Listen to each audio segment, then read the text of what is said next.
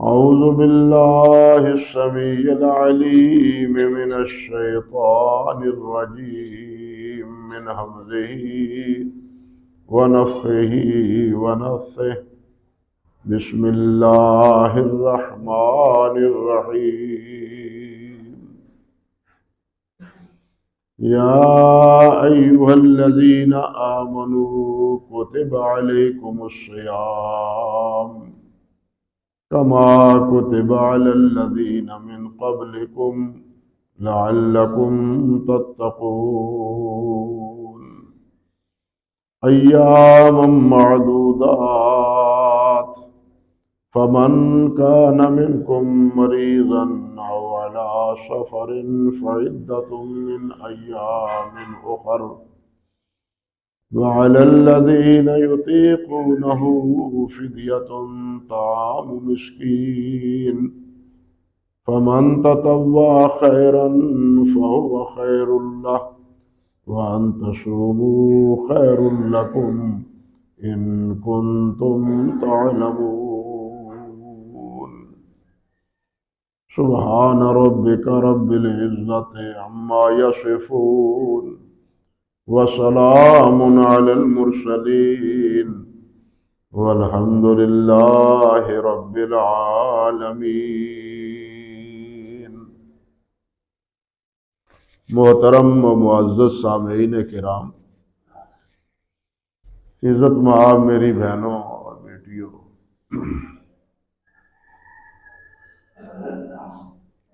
دین اسلام کے جو ارکان خمسہ ہیں، 5 ارکان ہیں، ان میں ایک رکن رمضان المبارک کے روزے رکھنا ہے۔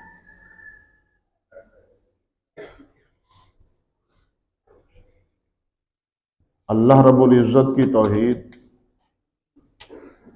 اور اللہ کے پیارے پیغمبر حضرت محمد رسول اللہ صلی اللہ علیہ وسلم کی نبوت اور رسالت کے اقرار کے بعد پہلا فریضہ نماز ہے، پھر زکوٰۃ ہے، پھر رمضان کے روزے ہیں، اور پھر حج۔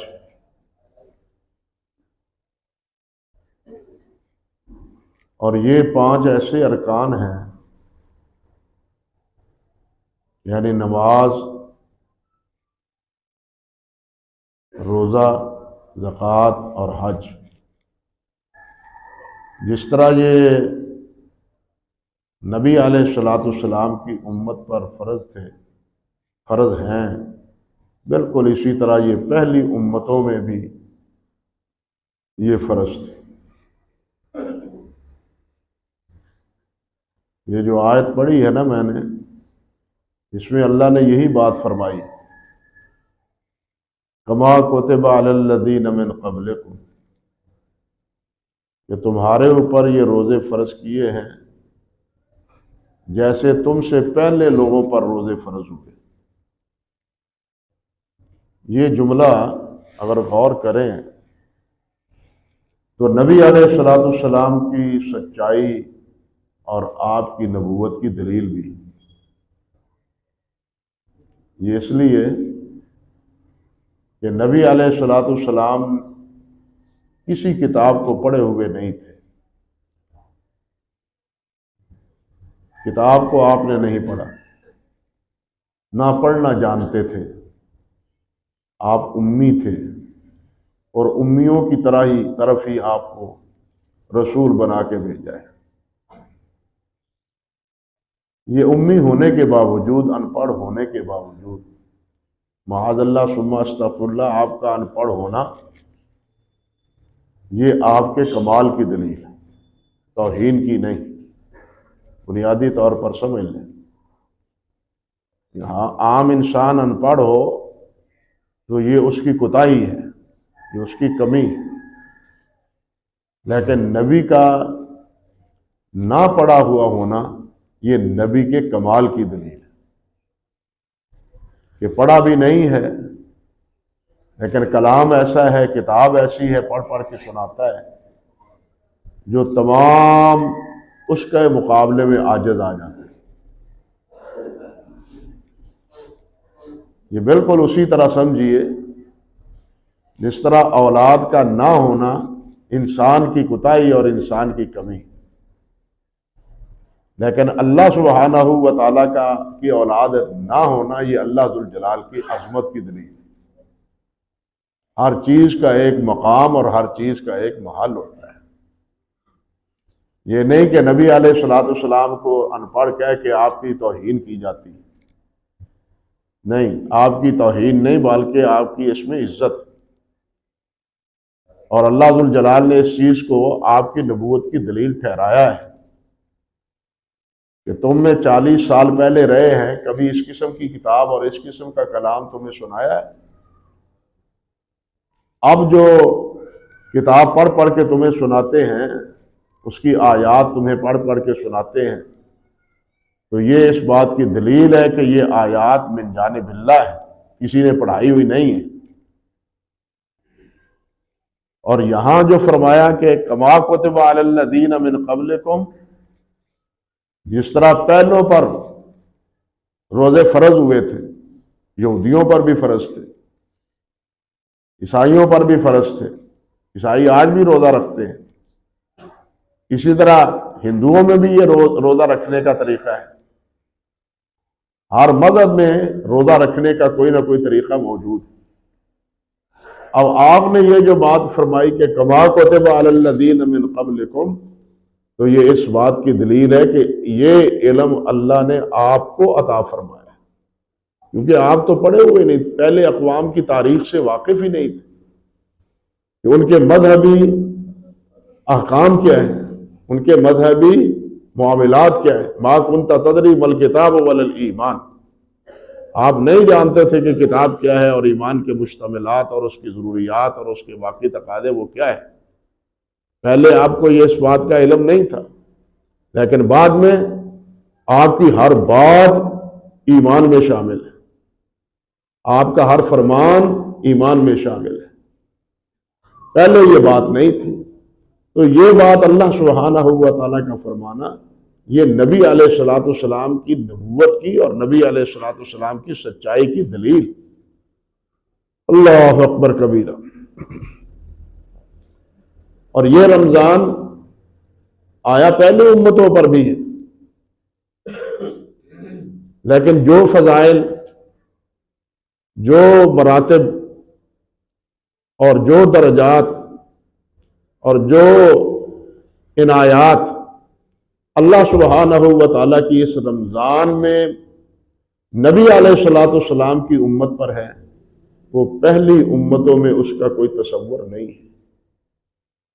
وہ روزہ رکھتے تھے، لیکن ہمیں روزے کے ساتھ کچھ اور بھی حکم ہے، اور اس حکم کے بارے میں اور روزے کے بارے میں یہ بات آپ نے ارشاد فرمائی کہ من صام رمضان ایمانا و احتسابا غفر له ما تقدم من ذنبه، کہ جو آدمی ازرو ایمان روزہ رکھتا ہے۔ اب یہودی روزہ رکھیں تو ان کا ایمان نہیں ہے، عیسائی روزہ رکھیں ان کو اجر نہیں ہے، کیونکہ ان کا ایمان نہیں ہے۔ بات سمجھ لیں، کیونکہ ان کا ایمان نہیں ہے۔ نبی علیہ الصلوۃ والسلام پر پہلے کی تشریف آوری سے پہلے یہودی موسیٰ علیہ السلام پر ایمان رکھتے تھے، ان کا ایمان درست۔ عیسائی عیسیٰ علیہ السلام کو نبی مانتے تھے، ان کا ایمان درست۔ لیکن نبی علیہ الصلوۃ والسلام کی تشریف آوری کے بعد نبی علیہ السلام کو نہ ماننا اور موسیٰ علیہ السلام کو اور عیسیٰ علیہ السلام کو ان کا ماننا، یہ ان کے ایمان سے محرومی کی بات ہے۔ اب وہ ایماندار نہیں ہے۔ اب ایمان تمام تر نبی کریم حضرت محمد رسول اللہ صلی اللہ علیہ وسلم کے ساتھ وابستہ ہے۔ جو آپ پر ایمان لاتا ہے وہ مسلمان ہے، وہ مومن ہے۔ جو آپ پر ایمان نہیں لاتا وہ مسلمان نہیں ہے، وہ مومن نہیں ہے۔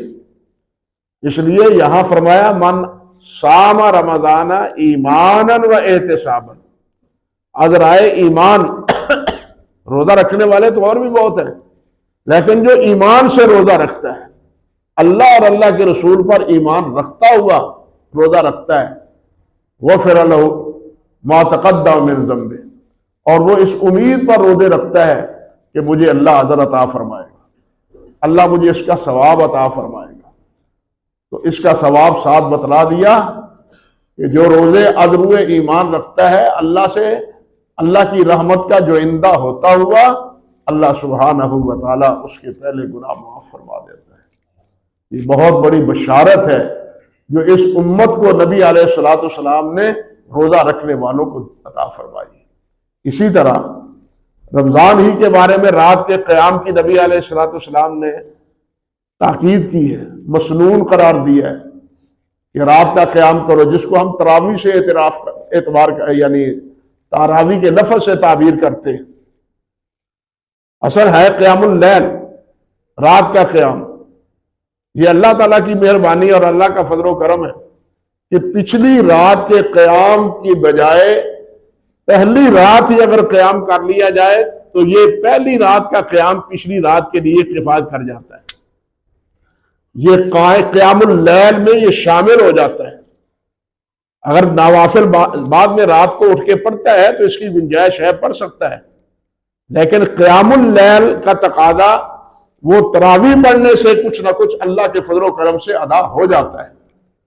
اور آپ نے فرمایا کہ من قام رمضان ایمانا و احتسابا غفر له ما تقدم من ذنبه، کہ جو آدمی رمضان کی راتوں کا قیام کرتا ہے اللہ ذوالجلال اس کے پہلے گناہ معاف فرما دیتے ہیں۔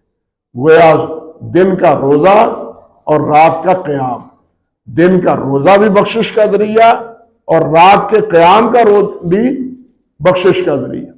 اسی طرح نبی علیہ الصلوۃ والسلام نے یہ بات بھی ارشاد فرمائی کہ من قام لیلۃ القدر ایمانا و احتسابا غفر له ما تقدم، جو لیلۃ القدر کو قیام کرتا ہے، یعنی لیلۃ القدر کی رات کا علم نہیں ہے۔ کیوں علم نہیں ہے؟ اس میں بھی اللہ تعالیٰ کی حکمت ہے، اور اس میں حکم فرمایا کہ 21، 23، 25، 27 اور 29 ان طاق راتوں کے قیام کا اہتمام کرو۔ طاق راتوں میں کوئی رات لیلۃ القدر کی ہے، اور وہ لیلۃ القدر کی رات ایسی ہے جو خیر من الف شہر، جو 1000 مہینے سے بہتر ہے، 1000 مہینے کی عبادت سے بہتر ہے۔ اب یہ جو انعام ہے اللہ کا سبحانہ و تعالیٰ کا اس امت کے لیے، پہلی امت کو یہ حاصل نہیں تھا۔ ان کی عمریں زیادہ تھی، عمر زیادہ تھی، لیکن اللہ تعالیٰ نے اس امت پر یہ احسان فرمایا ہے کہ ان راتوں کے قیام کی بدولت اللہ ذوالجلال نے جو پا لیتا ہے، قیام کر لیتا ہے، اللہ سبحانہ و تعالیٰ اس کو 1000 خیر من الف شہر، 1000 مہینے کے برابر نہیں بلکہ 1000 مہینے سے بہتر عبادت قیام لیلۃ القدر کی کے قیام کی اور عبادت کی۔ اللہ اکبر کبیرہ۔ اس سے تو معلوم ہوتا ہے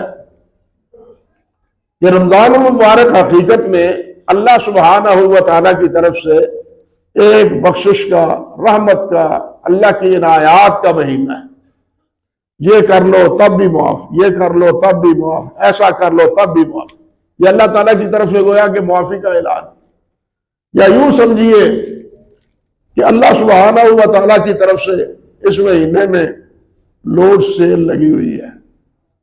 دکاندار سال کے آخر میں سیل لگا دیتے ہیں، سستے داموں لگا دیتے ہیں، لے جاؤ لے جاؤ لے جاؤ، اتنی قیمت ہے اس کی، سستے داموں دیتے ہیں، لے جاؤ۔ او بھائی، یہ بھی اللہ سبحانہ و تعالیٰ کی رحمت کو پانے کے لیے ایک سیل رات ہے، سیل کا مہینہ ہے، اللہ کی رحمت کو پانے کے، اللہ کی بخشش کو پانے کے لیے، اللہ کے فضل و کرم کو حاصل کرنے کے لیے، گویا یہ بھی ایک سیل کا مہینہ ہے۔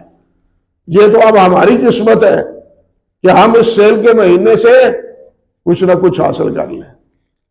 اسی لیے تو نبی علیہ الصلوۃ والسلام کی وہ معروف حدیث ہے، جس وقت آپ صلی اللہ علیہ وسلم نے اپنے منبر مبارک پر قدم رکھا تو آپ نے آمین فرمایا. دوسرے قدم رکھا دوسری سیڑھی پر، تب بھی آپ نے آمین فرمایا. تیسری پر قدم رکھا تو تب بھی آپ نے آمین کہا. صحابہ کرام رضوان اللہ علیہ مجمعین وہ کہنے لگے، سوچ میں پڑ گئے کہ آج یہ پہلا موقع ہے کہ ایسا نبی علیہ السلام نے کیا ہے. اس کی کیا کنہا ہے، کیا حقیقت ہے، کیا پس منظر. واز سے فارغ ہوئے،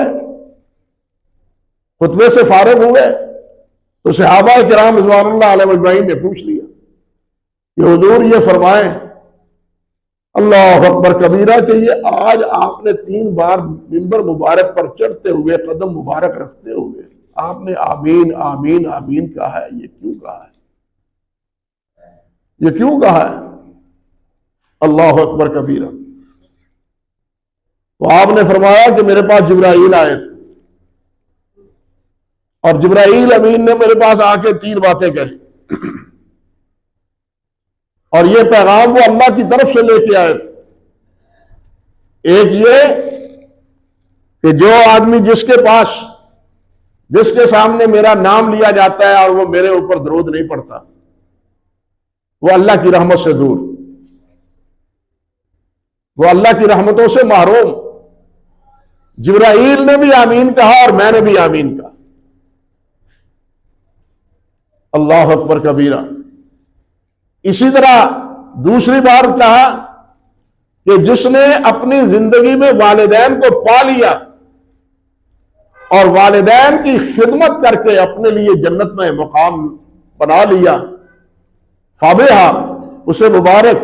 اور اگر اس نے والدین کی خدمت کر کے جنت کو نہیں کمایا، اللہ اور اللہ کے رسول کو ناراض کر لیا، والدین کو ناراض کر لیا، وہ اللہ کی رحمت سے دور، وہ اللہ کی رحمت سے دور. تو میں نے بھی اس پر آمین کہا اور جبرائیل نے بھی آمین کہا. تیسری بار نبی علیہ السلام فرماتے ہیں جبرائیل نے کہا کہ جس کے پاس جس کی زندگی میں رمضان آتا ہے اور رمضان میں وہ اپنے لیے بخشش اور مغفرت کا ذریعہ نہیں بنا لیتا، اپنے لیے کوئی سامان تیار نہیں کر لیتا، وہ اللہ کی رحمت سے دور، وہ اللہ کی رحمت سے دور.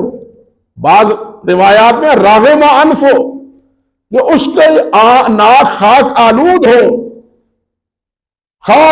اس کی ناک، جو رمضان آتا ہے اور اللہ کے لیے بخشش اور مغفرت اپنے لیے لکھوا نہیں لیتا، وہ اللہ تعالیٰ کی رحمت سے دور ہے اور اس کی ناک خاک آلود.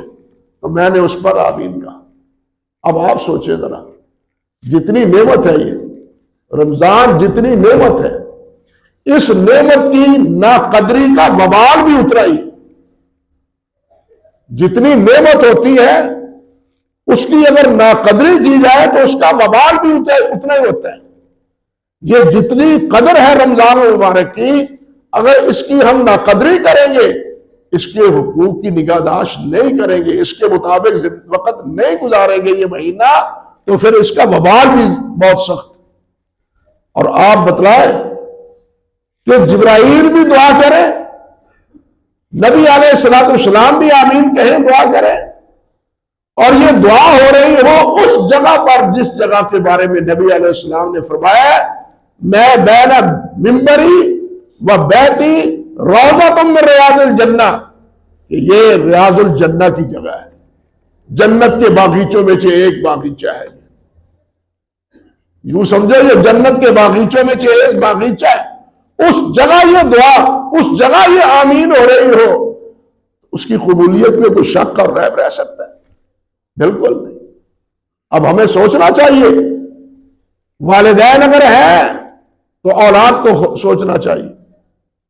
ایک حدیث میں آتا ہے ہما ناروں کا ہما جنتوں کا، یہ والدین تیرے لیے جنت بھی ہے، تیرے لیے جہنم بھی ہے.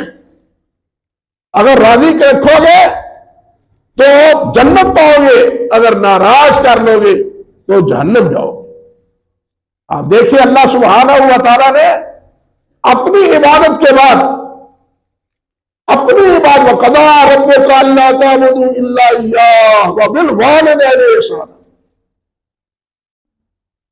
وَقَضَىٰ رَبُّكَ أَلَّا تَعْبُدُوا إِلَّا إِيَّاهُ وَبِالْوَالِدَيْنِ إِحْسَانًا۔ پہلا حکم یہ ہے، اللہ کا فیصلہ یہ ہے، اللہ کا قضا یہ ہے، فیصلہ حکم یہ ہے کہ اللہ کے علاوہ کسی کی عبادت نہ کرو، پہلی بات یہ۔ اور دوسرا کیا؟ وَبِالْوَالِدَيْنِ إِحْسَانًا، والدین کے ساتھ حسن سلوک سے پیش آؤ۔ اپنی عبادت کے بعد والدین کے حقوق کی پاسداری کا نبی علیہ الصلوۃ والسلام نے حکم دیا ہے۔ آج اولاد کے ہاتھوں والدین جس طرح تنگ ہے، جس طرح پشیمان ہے، بالخصوص جب شادی ہو جاتی ہے تو پھر والدین تو اولاد کے ہاتھوں قسم پرسی کا شکار ہو جاتے ہیں، الا ماشاءاللہ، الا ماشاءاللہ۔ وہ جو کہاوت بنی ہوئی ہے نا لوگوں کی کہ شادی ہو گئی تو کہنے لگے والدین اب تم مجھ سے ہم سے گئے، واقعی والدین سے جاتے ہیں شادی ہونے کے بعد۔ اللہ سے ڈرے یہ نوجوان، یہ شادی شدہ حضرات، والدین کی قدر کرے۔ بیوی کے حقوق اپنی جگہ، والدین کے حقوق اپنی جگہ، دونوں کے حقوق کی پاسداری کا اللہ اور اللہ کے رسول صلی اللہ علیہ وسلم نے حکم دیا۔ تو خیر، میں عرض کرنا چاہتا تھا کہ جتنی بخشش اور مغفرت کے اعلان اس رمضان کے مہینے میں اللہ سبحانہ و تعالیٰ نے دروازے کھول رکھے ہیں بخشش اور مغفرت کے، اور جتنی رحمتیں اور عنایتیں اس امت پر اس مہینے میں اللہ ذوالجلال نے عطا فرما رکھی ہیں، وہ پہلی امتوں کو اللہ تعالیٰ نے وہ نہیں عطا فرمائی۔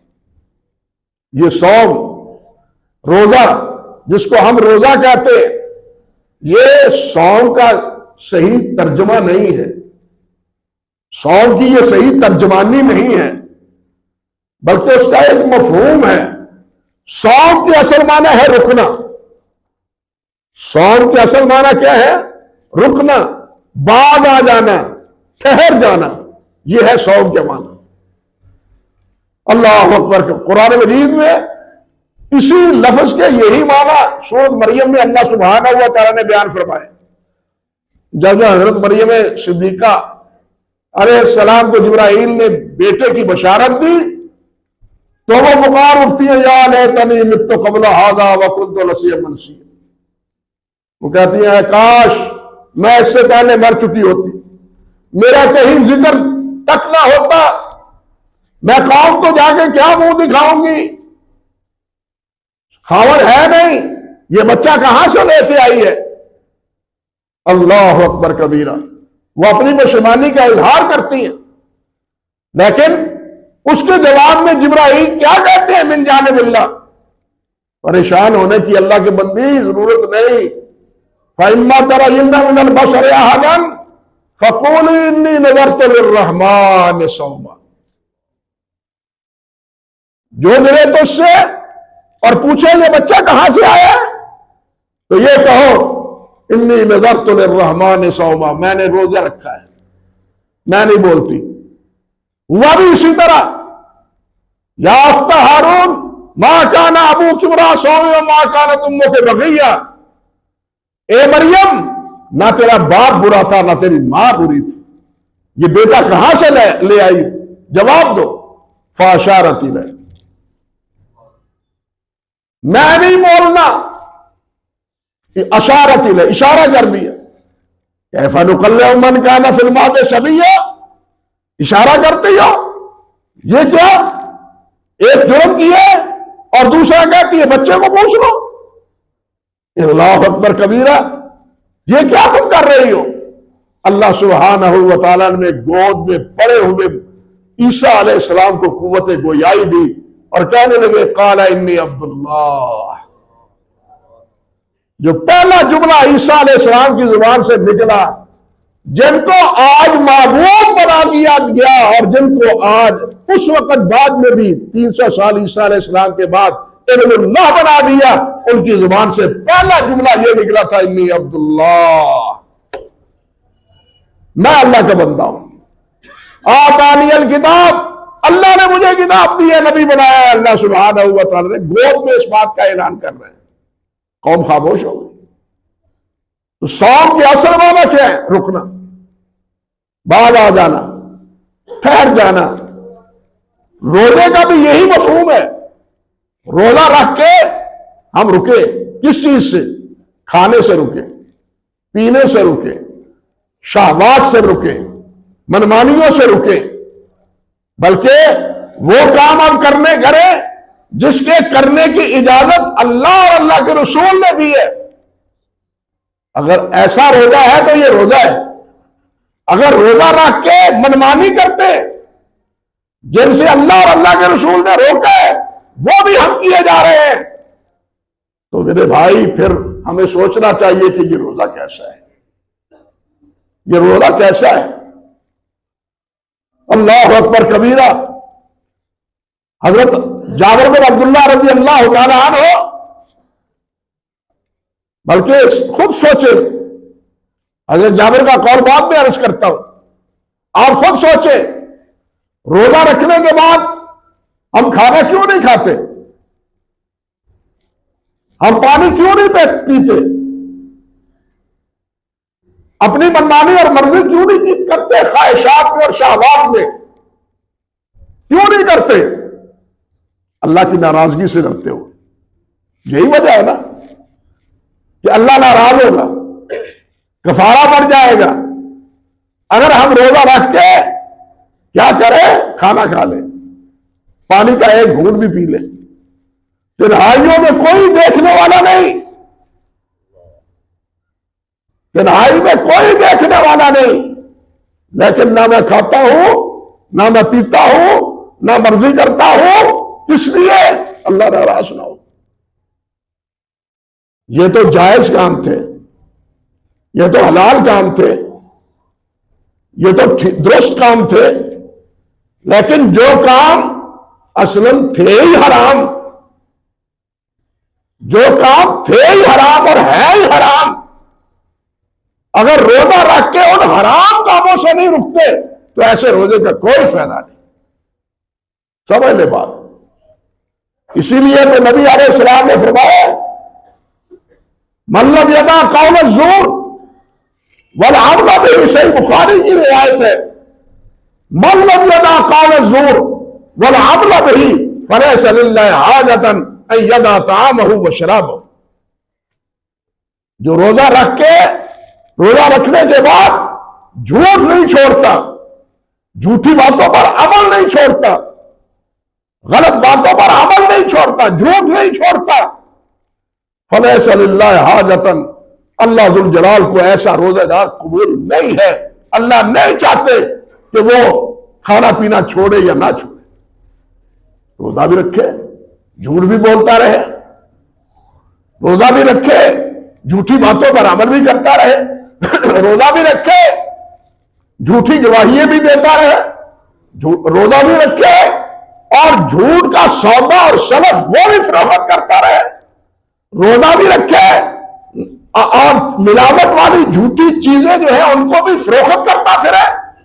یہ دو چیزیں ایک جگہ جمع نہیں ہو سکتی. روزہ صرف منہ کا روزہ نہیں ہے کہ کھانا نہیں ہے، پیٹ پہ کچھ نہیں جانا. روزہ رکھنا یہ ہے کہ رک جاؤ اور اللہ والے رک جاؤ. حدیث میں آتا ہے نا کہ اللہ سبحانہ و تعالیٰ کی طرف سے فرشتوں کو اعلان ہوتا ہے، فرشتوں کو، کہ جاؤ بازاروں میں جا کے اعلان کرو، ہوکا دو اور کہو یا باغی الخیر اقبل و یا باغی الشر ابصر. اللہ اکبر کبیرہ. اور نیکی کرنے والوں اور نیکی کرو، اور نیکی کرو، اور نیکی کرو. نوافل پڑھو، قرآن پڑھو، ذکر و اذکار کرو، صدقہ خیرات کرو. رمضان کا مہینہ ہے، جو کام کرنے کے ہے اس مہینے میں یہ کرو. اقبل، آگے بڑھو، آگے بڑھو، پیچھے نہ رہو. اللہ اکبر کبیرہ. ہم جھوٹ میں، مال میں، عہدے میں، اپنے وقار اور عزت میں ایک دوسرے سے بڑھنے کی کوشش کرتے ہیں. او بھائیو، یہ چیزیں ایک دوسرے سے بڑھنے کے لیے نہیں ہیں. بڑھنے کی چیزیں ہیں ایمان کی، اعمال صالح کی، سچائی کی، یہ ہے وفی ذالک فلیتنافس المتنافسون۔ اس میں آگے بڑھو، نیکی کے کام میں آگے بڑھو، بھلائی کے کام میں آگے بڑھو۔ جو کام اللہ اور اللہ کے رسول کے نافرمانی کی ہے اس سے دستکش ہو جاؤ۔ فرشتہ اعلان کرتا ہے یا باغی الخیر اقبل و یا باغی الشر اقصر، اور شر فساد پھیلانے والے نافرمان اکثر رک جا، حیا کر، باز آ جا۔ اب تو باز آ جا، اس مہینے میں تو باز آ جا۔ اللہ نے تو جنت کے دروازے کھول دیے، جہنم کے دروازے اس مہینے میں بند کر دیے، اور تم اللہ کے کھلے ہوئے جنت کے دروازوں میں جانے کی سبیل پیدا کرو، نہ کہ جہنم کے بند دروازے اپنے لیے کھلوا لو۔ اللہ نے تو بند کر دیے تمہارے لیے دروازے، اب تم جانے کی کوشش کرو گے جہنم کے دروازے کو کھول کے نافرمانیاں کر کر کے۔ اس لیے اکثر رک جاؤ، باز آ جاؤ، اب تو شرم کرو، اب تو حیا کرو، اس مہینے میں تو حیا کرو۔ حضرت مجدد صاحب رحمۃ اللہ علیہ نے لکھا ہے مکتوبات میں، حضرت مجدد الثانی رحمۃ اللہ علیہ نے، اور حقیقت بھی یہی ہے۔ اللہ اکبر، وہ فرماتے ہیں کہ جس خوش نصیب کا رمضان نیکیوں میں گزرتا ہے اس کے باقی مہینے بھی نیکیوں میں گزریں گے، اور جس بد نصیب کا یہ مہینہ نافرمانیوں میں گزرتا ہے اس کے باقی 11 مہینے بھی نافرمانیوں میں گزریں گے۔ نیکی نیکی کو جنم لیتی ہے، سچائی سچائی کو بناتی ہے، جھوٹ جھوٹ کو جگہ دیتا ہے، بلکہ ایک جھوٹ کو مٹانے کے لیے، سچا ثابت کرنے کے لیے آپ کہتے ہیں ضرب المثل ہے 100 جھوٹ بولنے پڑتے ہیں، 100 جھوٹ بولنے پڑتے ہیں۔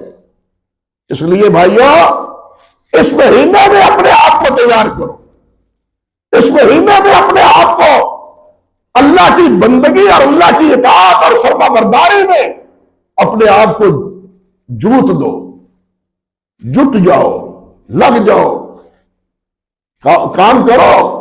میں یہ نہیں کہتا کاروبار نہ کرو، دکان پہ نہ کرو، مزدوری نہ کرو، کرے وہ کام، لیکن کام دکان پر بیٹھ کے بھی اللہ کا ذکر کرے۔ رجال لا تلہیہم تجارۃ ولا بیع عن ذکر اللہ واقام الصلاۃ۔ میرے کچھ بندے ایسے ہیں جو تجارت کرتے ہوئے بھی اللہ کے ذکر سے غافل نہیں، تجارت بھی کریں، لیکن یہ بات بھی یاد رکھیں، اور یہ بات بھی حضرت مجدد صاحب نے کہی ہے ملفوظات میں۔ وہ فرماتے ہیں کہ ایک آدمی تجارت کرتا ہے، خرید و فروخت کرتا ہے، اور اللہ اللہ بھی کرتا ہے، ہاتھ میں تسبیح بھی پکڑی ہوئی، ہاتھ میں تسبیح بھی پکڑی ہوئی ہے، لیکن جو چیز فروخت کرتا ہے وہ اس میں ملاوٹ ہے، جو فروخت کرتا ہے توڑتا ہے اس میں کھوٹ ہے، جو چیز فروخت کرتا ہے وہ کھری نہیں ہے، وہ کھوٹی ہے۔ فرماتے ہیں اس کے ذکر کا کوئی فائدہ نہیں، وہ کوئی ذاکر نہیں، بلکہ یہ لوگوں کو پھنسانے کے لیے تسبیح اس نے اپنے ہاتھ میں لے رکھی ہے کہ لوگ کہیں بڑے حاجی صاحب ہے نیک یار ہے تو سودا صحیح ملے گا، یہاں سے یہ تو اس نے جال بنا رکھا ہے لوگوں کو پھنسانے کے لیے۔ اللہ سے ڈرو، اللہ کے ذکر کا مطلب یہ نہیں ہے کہ اللہ کا ذکر بھی کرو اور اللہ کی نافرمانی بھی کرے، دو چیزیں ایک جگہ جمع نہیں ہو سکتی۔ اللہ کو یاد کرو اور اللہ سبحانہ و تعالیٰ کے اطاعت گزار بنو۔ اسی لیے اللہ نے فرمایا رجال لا تلہیہم، میرے کچھ آدمی، رجال کچھ آدمی خوش نصیب ہے،